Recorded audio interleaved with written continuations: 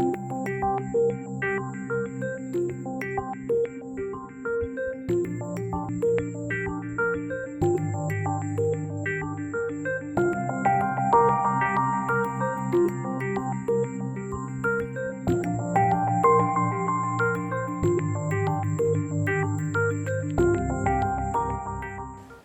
guess this project started initially with a proposal really into the NAP project, and since then we've been working closely with Tyndall.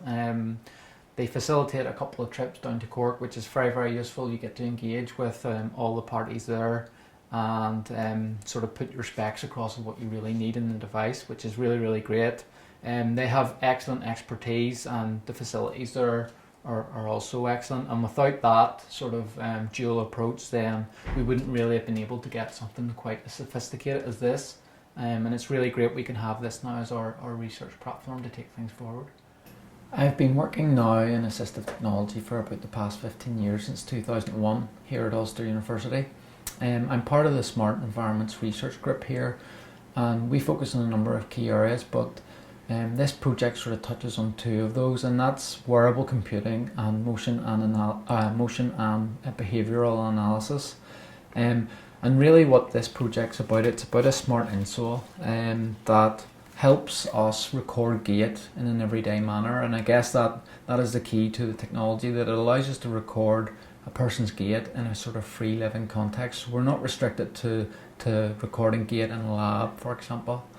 And I guess with the trends in ageing population, we would focus on the more elderly, chronic sort of conditions. So we'd be looking at conditions such as stroke, COPD, dementia, and Parkinson's. Our aim really is to help those people stay at home for longer and help them support their condition at home. They provide us with this flexible, as you can see, it's quite flexible PCB, which is quite important, as that needs to fit inside a foot or footwear really. It comes with 32 pressure sensors here on the back of the device. These are uniformly distributed, as you can see here. It also comes with an accelerometer so that we can measure some motion as well and how fast things are moving. And it also comes with a gyroscope, which allows us to detect rotational movements of the insole as well. So here in our GetLab, we can sort of safely simulate walking and monitor that. We will record this information, and from that we can extract certain features like heel strikes or symmetry.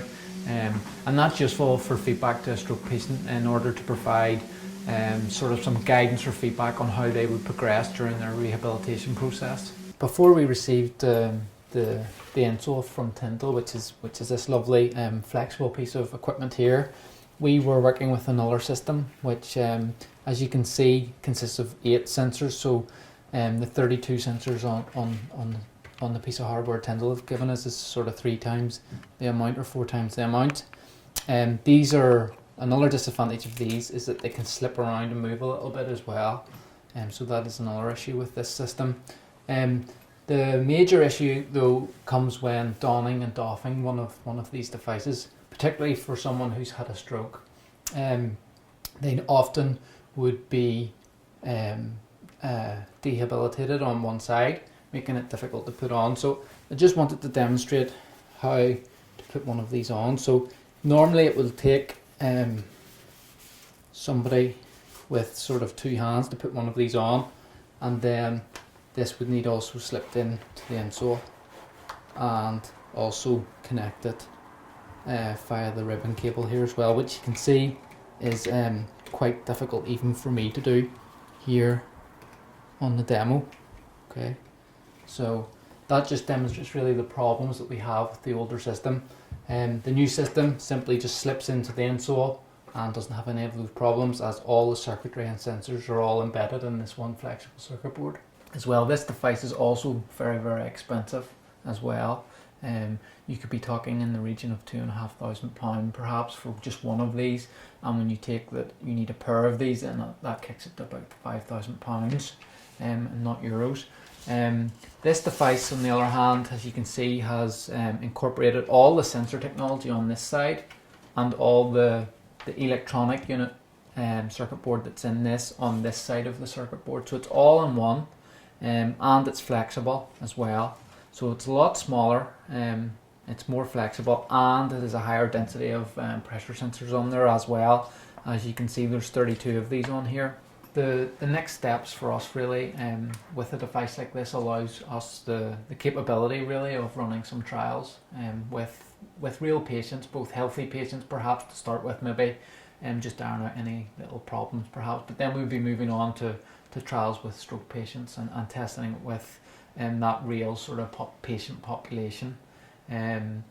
We also have made contact with colleagues in McGee, and we have potentially got opportunity there as well for combining two NAP projects actually together to form one system to take that forward. So they have a system that monitors hand movement, and together with this one that can monitor sort of foot movement or activity at the gait level, we can use that as an all-in-one system.